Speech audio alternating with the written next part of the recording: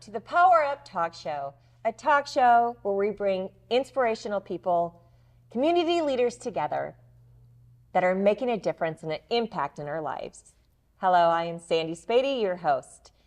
Come join me on the journey.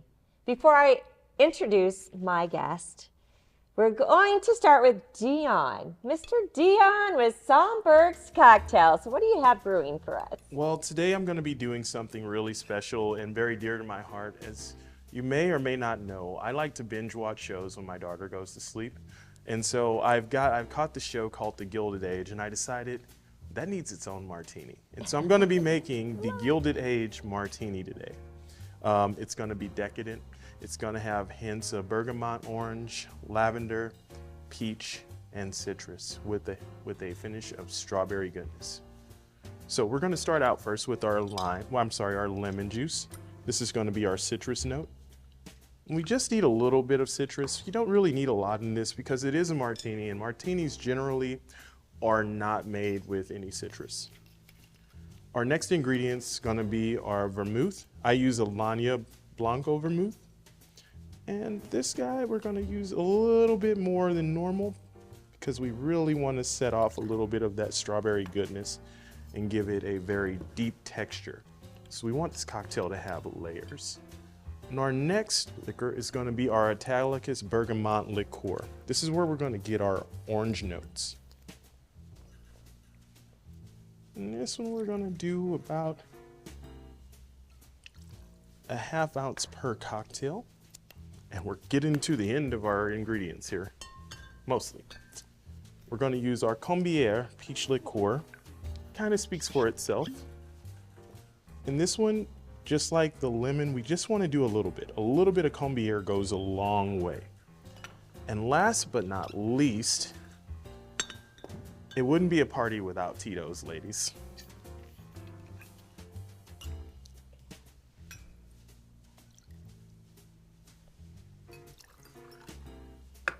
Now, once we have all of our ingredients combined, we are going to shake this like we're at a quinceañera.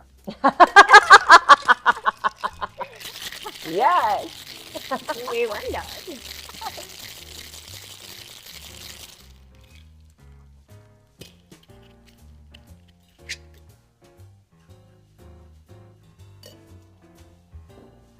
Now, our glasses both have orange oil in them already. I've rinsed the orange oil into them. And so all we have to do is pour our martini. And there we have it, ladies. Wow. Our Gilded Age martini. It's amazing that you have a beautiful, practically, 9-month-old baby right at home. Yep. And that you named a cocktail after her. I think it's so sweet. So thank you, Dion. And You're Dion, by the way, you can hire him for any after hours, any cocktail parties, galas, fundraisers. He is a craftsman. Thank you. Cheers. Cheers. Cheers. Alrighty, cheers. Cheers. So amazing, right? Let's Kiss it. try it. Ooh, that's just beautiful looking and tasting. Delicious. I'm excited for our next guest at Power Up Talk Show. We met probably 6 months ago, and I fell in love with her. Not only is she an international interior designer for 20 years with the Nebraska Furniture Mart, she is from Peru, and she's on fire to take the world. Welcome, Elena Corwin. Thank you so much, Sandy, for having me, and it was a pleasure to meet you. Thank you. You have done so much, right? You're an international designer. That means AKA she's not cheap, but boy, she's worth it. That sounds very good. I will add that to my card. Yes, add that to your card. Tell us, how do you become an international designer? Basically, it was very simple. You move from Peru to Omaha, and that makes you international. I like it. So simple. I like it. What it is I had been doing houses, I started in my country, being a designer there. I just was right out of college, and then I worked with many Peruvian embassies. And then, of course, there was many nationalities. And then after that, when I moved to Omaha, I started working with Nebraska Furniture Mart. And then because the Berscheid Hathaway connection, they are not only all over USA, but they're in Canada and they're around the world. Therefore, I ended up doing many houses around the world too. I love that. Yes. And how did you come from Peru To Omaha. Omaha, Nebraska? Oh, the first thing that I did is I took a plane. Okay, that's good. That's good. Okay, I like Yes. it. I like it. Everything started because I met my husband, who was originally from Omaha, and then we became very good friends. He knew that I was going to do my master in interior design in Europe, and he invited me to come and visit Omaha, practice my English for a month, and, and then go to Peru and then fly to Omaha and do my master. But he already had a plan, which I didn't know. And then I came here for a month, and 1 year later, we got married, and I ended up in Omaha. Mm-hmm. Wow. And how many years ago was that? That was in 2001. Mm-hmm. Interesting. Yes. Now, coming to Omaha, coming from Peru, that's a big adjustment, right? Did you live in a big city in Peru, or was it about the same size? Oh my God, no. It was, we're talking about 14 million. Wow. Mm-hmm. Wow, it makes us look like a little suburb. Yes. That was the first adjustment. Tell me, that's my next question. What are some adjustments that you had to go through? You know, the language, it's a different size of city you were used to. And just tell me some adjustments that you had to go through, and what were some of the surprises? Everything started. My husband was very smart, and then we lived in that time in Dundee, and he knew that I was coming from a big city, and there, Dundee and that area of Omaha has a lot of character, like many big places around the world. And then he told me that Omaha was like Dundee, and I was like, oh, that's so cute. But he didn't tell me to the suburbs. And then after, when we got married, and of course, I didn't know anything else now because I came in summer. But getting adjusted to the size wasn't so bad. Snow was a huge adjustment. I remember I broke my windshield wiper with, my car, trying to clean the car because I never clean, and then cleaning in the snow, can you imagine? It was an adjustment. And traffic was a little bit slow for me, but I got used to. And then finally the food, I missed a lot of my Peruvian food. It was a big adjustment. Now tell me, as an international designer, is there any good stories? Like, what was your most challenging or your most interesting design or person that you can talk about? I cannot tell you how many times I have signed what they call non-disclosure agreements. Yes. Okay, give me the ones you can talk about. Yes, no, because the big ones, that are good ones, but it's so funny. And then, there is this. Only thing that I can say about this guy is that he was married with, what's the name of that girl? Oh, she's very famous. She's a very famous actress, and he bought a lot of land in Nebraska. And remember the actress with something about mother-in-law? Remember with Jennifer Lopez? Yes. Okay, I can envision her, but I can't say the name. But tell us the story. Okay, this guy who was married with this woman who happened to be in that movie, I don't remember the name of the actress, but she's a very well-known actress. And they came to the store, he couldn't come, and they said, we need to have all of this house done. And I was like, okay, but first you need to sign the agreement. And I was like, oh my God. And you're like, oh, it's yes. Yes. And of course, after I signed the agreement, they disclosed the name, and I'm like, I could never mention his name again to anyone. And everybody said, yeah, you can say it. And then we started designing all this big ranch, and everything came from the Nebraska Furniture Mart, and it was amazing. And the people didn't even budge about I couldn't charge anything that I wanted, but I am very honest. I did a fair price. And then it was very, very nice, to be able to do that and then work with people. And then that was very exciting, especially when you start, after that, I start figuring out who is this guy, and I start Googling. And then I see the connection with this actress, and I'm like, oh my God, I should have charged him more. Yes, that's another interesting story from one of my clients. And he had a house, and again, I cannot mention it. He has a house in Beverly Hills Boulevard. And one day I called him, and of course, I never Google my clients, even now, never ever Google my clients, because I want to treat everybody equally. And then I called and I said, hey, there is a power outage in LA. Do you want me to stop your delivery? Because, we designed the house and his ranch, and it was going to be amazing. And he said, don't worry, hon, I sell power to LA. I said, oh, okay, then you have power in your house. Yeah, I always have power. It's good to have power. I say, okay, that's good. So did you say he sells power to LA? Yes. Therefore, he always had power in his house. That I is- was worried because, I heard that there was a power outage in LA. And then I was thinking, oh my God, I'm going to have his furniture delivery when there is no power. I love that he says, I sell power to LA. That is pretty cool. Yeah, I was Don't in worry, shock. I sell power to LA. He said, don't worry, I have power to LA. And I was like, okay, that's, yes. How many times do you do when you do international designs, like LA? Like, LA is let's not say international. throughout the year. Okay, not international. Sorry, Canada. but it might be for me in the Midwest. Yeah, I know. But how often do you travel then? It sounds like you might. And what's interesting, I love about Nebraska Furniture Mart, we're in Nebraska, and these people know us, right? They know Nebraska Appliance. That just shows such greatness, right? That they are getting people from LA. And But you need to understand, we are not just Nebraska because we are in Oh. Texas now. oh, you're in And Texas. huge store in Texas, which is one of the biggest in the world. Wow, I did not know And that. we are building another one. I mean, we are so powerful, you couldn't even believe. If we have those powerful people. I love that. Where's our third location? Can you say it? We have Kansas City, we have, of course, Texas, and we are building one in Austin, Texas. Wow, I love that. Do you usually design the whole home, or do you design a wall, or how does that work? I can do everything there. You can do a full house. I can do, full houses, I just do it for very close, clients because it's a lot of work. Yeah. But, and when the project is, and I like to, Nebraska Furniture Mart, honestly, I can have big clients, little clients. I like to work with everybody. I love that. Mm-hmm. I really like the story behind Nebraska Appliance because with Women with Voices, I love to have women empower other women.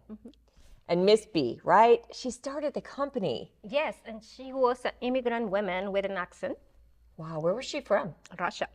Russia. That is so interesting. Yeah, that's one of the things that empower me about knowing about my culture. Nebraska Furniture Mart, we start with a woman. She was the founder of the company, and she was a Russian immigrant. That is amazing. She was an amazing woman, a lot of willpower, and she had a big, thick accent. Before you said yes to the job, did you know that about her, about the company? No, I found out later. Nice. What is it that you find a project, right? It's a project and you're like, I can't wait to do this. What is it that just fuels your passion for your industry? What is it that's a perfect client out there that you're like, I can't wait. I hope they sign that agreement because I'm ready to work with them. And to be honest, it's something different. I'm so used to do many things, but anything that is a challenge is very good for me. I love that. And now that you said this, I'm going to ask, what's the challenge? Like a floor plan, budgets, time, location, oh my God, there is so many things to do. I love that. Yes, and it's so nice to be able to, but in my case, it's so nice to see the result and people happy because, it's like I feel that I am improving their lifestyle and that listens a lot to me. And then complete different styles. And one of the reasons, and about that, I travel a lot for pleasure.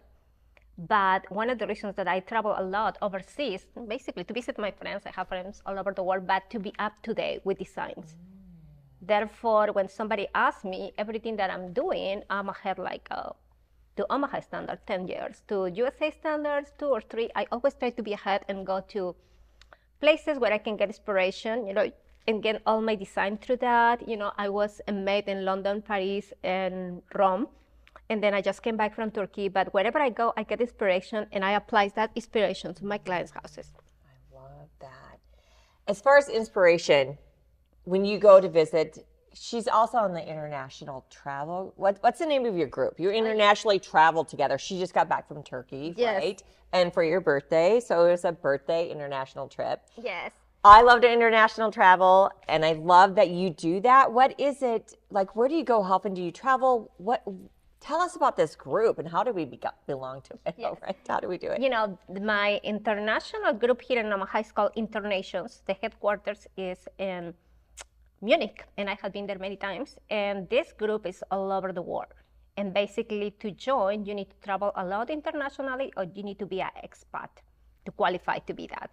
But you know, I'm the ambassador in Omaha. Thank I you. have connections. I'm in. I'm in. Okay, I'm international probably And then 4 or 5 times. But big- what is that kind of like the checkpoint? Basically, it's a group of global-minded people that love to share that interest, and then we are a community. And believe it or not, Omaha has a huge expat community. How many people in Omaha? Oh my God! You know, my chapter has close to 2,000, but I cover not only Omaha, I cover Des Moines, because between Chicago and Denver, we are the only one chapter. Wow, how many is in that chapter? And the if you had to chapter guess? around 2,000, because I asked when I went to it, but covers not only Omaha, we are Des Moines, Kansas City is part of my group, and all of that. And then sometimes we do events in Kansas City or Des Moines to meet with other people. When you meet, how often do you meet? Whoops, we lost a lemon. It's okay. We're still having We fun meet though. once per month, and then we try to go and do some activities, basically ethnic food. And that's the other thing. We want to help local businesses. That's the requirement. So when you go to help a local business, because I mean, going for a dinner. oh, I love that. Yes, and then we like ethnic food.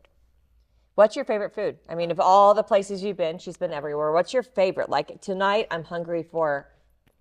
Oh, you know what? I have so many, but I'm so glad that we have a Peruvian restaurant now in Omaha.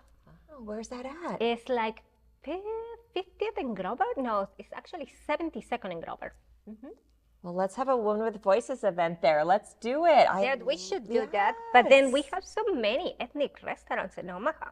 Do you meet once a month, twice We a meet month? once a month with the regular event, but we have a WhatsApp group and we connect. If somebody wants to do something every weekend, they just call and say, hey, who wants to do this with me? And all the international people come, because there is a lot of people that are doing research in Omaha with UNMC. There is doctors, there is students, and there is like a big, Turner, one of those big construction companies that have a lot of foreign people. All these people connect, you know what I mean? And then we meet, and then we are like a support group, like Women for Voices, but for international people, everything, So they don't feel alone, right? Yes, It's that common thread of Yeah. people feeling alone. And I suppose when you come from a different country and a different culture. language, And remember, yes. many of those people don't come with all their families. They're coming here for work, for studies, for research, and therefore, yeah. And they we feel are like- there to get that connection, And I honestly, I don't even remember how many different nationalities that some of the ones that I cannot even pronounce, like Tajikistan, I think is one of my very good friends. And then, of course, we have Mexico, we have guys from France, we have guys from, of course, England, Irish, Japan, you name it. It's a huge community and people don't realize. That's what I love about Omaha, the diversity. We have a lot of diversity in Omaha, and the food is diverse too. We have we have tried African restaurants, we have, I think, so Turkish restaurant. There is a little bit of everything, and we love to do that, and that's one of the things when I was moving to Omaha, I remember I asked my husband, okay, where are the embassy parties? And he looked at me, and he looked at me. That's the shocking part when you say the adjustment. It's like, I'm so used to go to embassy parties. And my husband was like, no. And that's,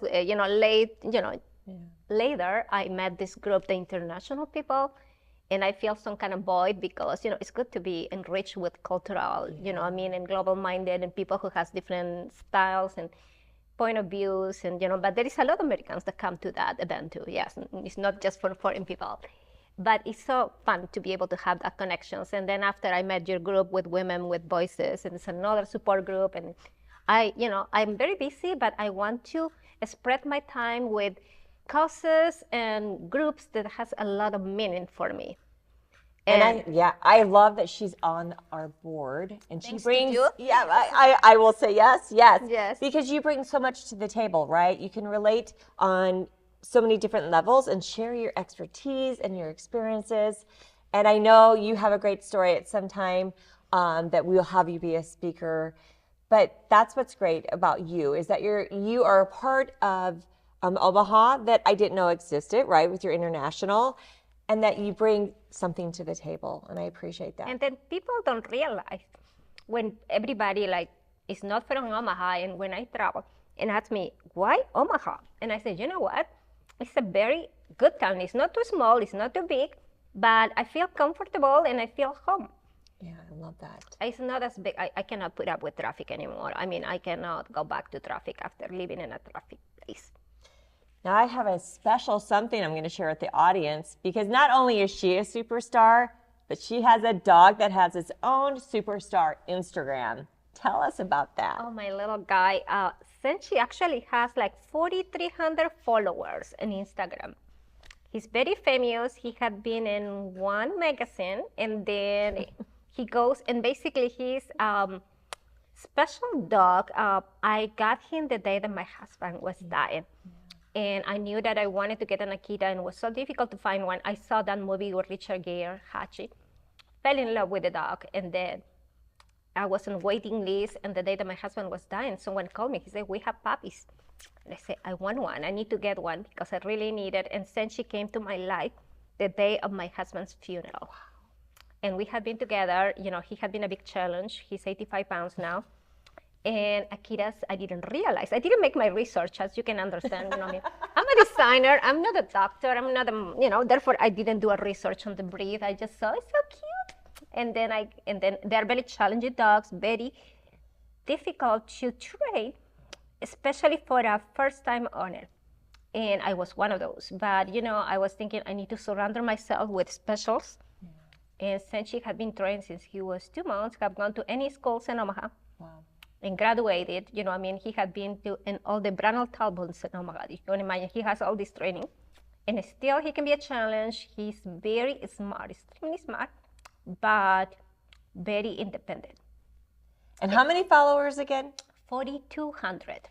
4,200. Yeah. That's her dog. He's a rock star. Yes, he's the cutest thing. He couldn't be here today because he's having a cleaning. Oh, I love it. I have a dog too. His name's Duke. He's my lifesaver. He's there all the time with me when I went through my divorce. Like, honestly, sometimes it's better to have just an animal, right? Yeah, and then it's an emotional support. Yes, absolutely. I love that. Alrighty. What is the one thing of all the places you have been, because you have been to many places, that you long to be back to? You know, honestly, I have been in so many places and people are so nice. And I cannot tell you how nice people are wherever I go. And then even when I went to Turkey, my American friends were texting me like, "Oh my God, you're crazy." And I was thinking, you know what? Everybody was so nice and I feel so safe. But Morocco is my favorite place. I don't know why. I love Morocco, Marrakesh, and the culture. And that's the place that I really want to come back. It's something about the culture, the spices, I don't know, the camels, the desert. Okay, I can honestly say I've never been on a camel, but I think that would be a great photo. I have my picture. I have my picture on the camel to prove it. Okay, you might have to share that with us. Yes. That sounds like a fun thing. What else is it that you would like to share with the audience? Something that they would not ever suspect, or something that inspires you, something that you want to share with the audience? You know, I think that the most important thing is follow your heart and follow your dreams. Mm-hmm. I have done it all my life and no regrets at all. And then don't listen to what people want you to do. Just do what you think that you want to do. And as I talked to a friend, because he told me, what do I do to make so much money? And I said, just love what you do and money will come. Because a lot of times you can have all the money in the world, but if you don't love what you do and that takes over your life, it's not worth it, right? It's not worth it. I mean, the money's not worth it, but the passion, if you do something you love like you do, you love what you do, it's a passion. I can see it in you, and I know you're great. Now tell us about that Parade of Homes. You were just in a magazine and something, I just popped up on social media that your Parade of Homes, like you were one of the designers. And one thing about that, I did it with my very good friend, Sally Elliott. She works with Nate Homes, which is an amazing builder. And we have done many things together. And she just called me, said, we need to do this. And with that, took us like a minute to do everything. She already built the house. I helped her with all the furniture. But the most important thing, the day of the opening of Parade of the Homes, her house was amazing. And what we did was amazing. The house was sold right away with all the furniture inside. Wow. They didn't want to sell the house because it was a model house, but they make an offer that they couldn't say no. Well, any offer, if it's good enough, you got to bite on it, right? So that's a compliment to you, right? Because Yes, it was your design, your furniture, and they said, not only do I love the house, and that's just another point. Like, it's so important to stage a house. Can It's you so imagine important. buying the house with all the furniture? Because it's no work, right? It's done. Yep, You it's did done. all the work. Yeah, and I was thinking, yeah, and that was good for me because I was thinking it's good not only for me, it's for the builder and my friend, the realtor designer. Everybody was winning, you know, and I was thinking that made me feel really good. Because it's like, once again, the ripple effect of life. It all helped everyone out. Again, that's what I believe, the circle. You know, I mean, it's just not about me, fame or everything. It's about everybody. Whatever I do affects everybody. Yes. What is next on your calendar? Where are you going? What's the next international city? What's your big travel? What's next for you? You know, honestly, I think I need to take a break in February, thinking to go to a vacation by the ocean. Don't know yet where. And that would be something probably close because I'm so tired of the jet lag. You know, this time was 8 hours. And I'm thinking something close, but outside of the States. Yeah. That would be, and then the next trip, probably a big trip, will be made for 10 days. I don't know yet where. Maybe I was thinking just going through Italy and go all over Italy. Love Italy. But don't know yet. I'll get an inspiration and I'll let you know. Definitely let me know. I love that. Yes. Do you decide as a group with this international? No. This one, when I travel, I do it by myself. But what I do is I connect with my friends in Europe because I have so many of friends in another parts of the world. And I say, I'm doing this. Who wants to come with me? And then even people from America, my American friends say, yeah, we want to go with you. On your last trip, how many that I saw on your social media, how many were from Omaha? None. 9. Wow. The last trip that I went to Turkey, I decided just to have a European crowd with me. Because one thing that I realized, you know, traveling around the world that Europeans travel different than Americans. And I was going to Turkey, and I was thinking, no, I'd rather to go with Europeans than with Americans. It was a little bit complicated because the culture and things that were coming, I think no. And then Europeans, again, travel different than Americans. But if I go to Europe, I wouldn't have any problem to travel with Americans because they like, you know, and Europeans also travel in Europe. But every time that I travel, I have 2 groups, Latin group, American group, a European group, and then I just connect with them. I haven't mixed all of them together yet. We'll see if they want to do it. Well, what a delight. Thank you so much for being on the Power Up Show. Oh, thank you. And Thank you. I look forward to watching your travels. One of these days, we should travel together. Let's travel together. And that is a wrap. Power Up Talk Show until we meet again. Remember, go make a difference, be the change.